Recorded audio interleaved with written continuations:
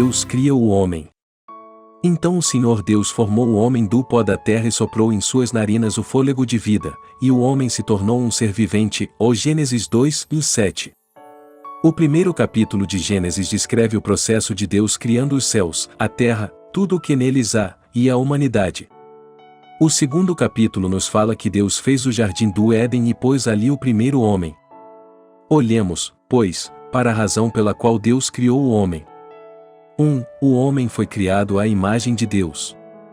Gênesis 2:7 diz: Então o Senhor Deus formou o homem do pó da terra e soprou em suas narinas o fôlego de vida, e o homem se tornou um ser vivente. Enquanto Deus criou todas as outras coisas do universo pela sua palavra, Ele pessoalmente formou e criou o homem da cinza da terra.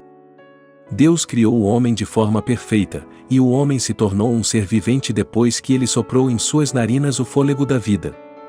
Algumas pessoas podem se perguntar: como pode uma imagem formada a partir da cinza da terra se mover com vida?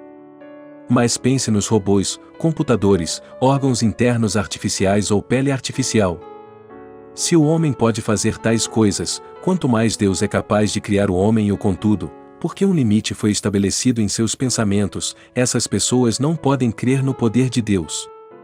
Depois de criar Adão e Eva, Deus o Criador lhes deu a semente da vida para que pudessem ter descendentes. O homem tem o espermatozoide e a mulher tem o óvulo, e o espermatozoide e o óvulo contêm todas as suas características de aparência, personalidade, inteligência, hábitos, etc. Assim, seus filhos seriam parecidos com eles. Então, com quem Adão, o pai da humanidade, se pareceria?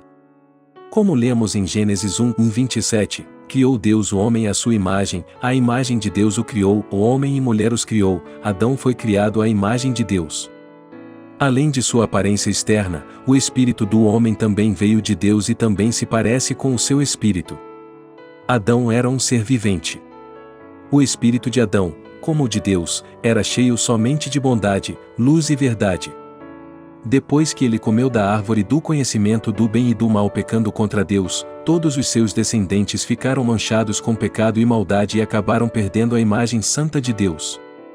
2. A razão pela qual Deus criou e cultiva a humanidade.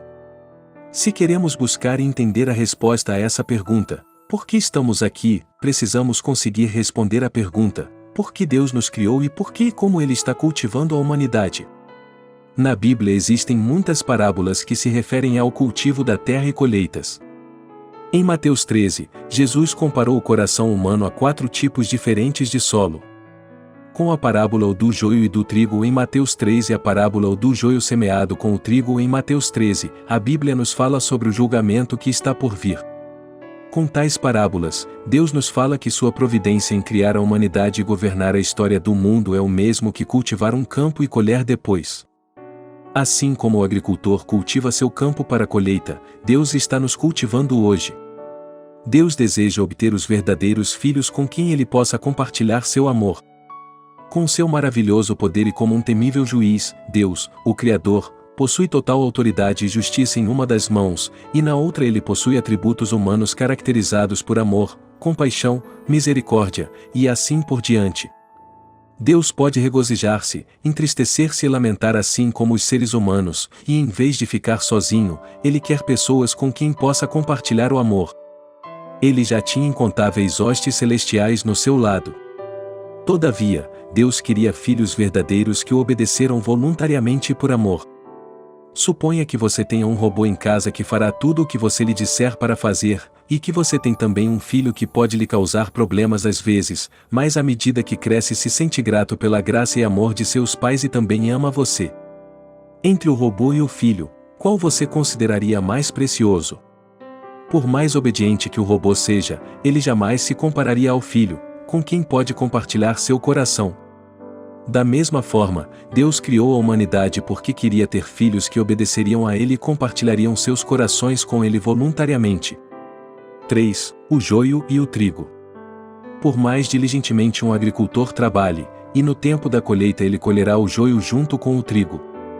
No entanto, como o joio não é comestível e prejudica o trigo se for armazenado junto com ele, ele só pode ser usado como composto ou queimado. Da mesma forma, quando a cultura humana terminará, Deus separará o joio do trigo. Mateus 3:12 diz: Ele traz a pá em sua mão e limpará sua eira, juntando o seu trigo no celeiro, mas queimará a palha com fogo que nunca se apaga. Aqui, fogo que nunca se apaga é uma referência ao fogo do inferno. No tempo de Deus, nos últimos dias do tempo, Ele dará um fim na cultura humana e julgará cada indivíduo que já viveu neste mundo. No julgamento, aqueles que são como o joio irão para as chamas do inferno. Trigo aqui se refere àqueles que aceitaram Jesus Cristo e viveram de acordo com a palavra, e seu amor a Deus.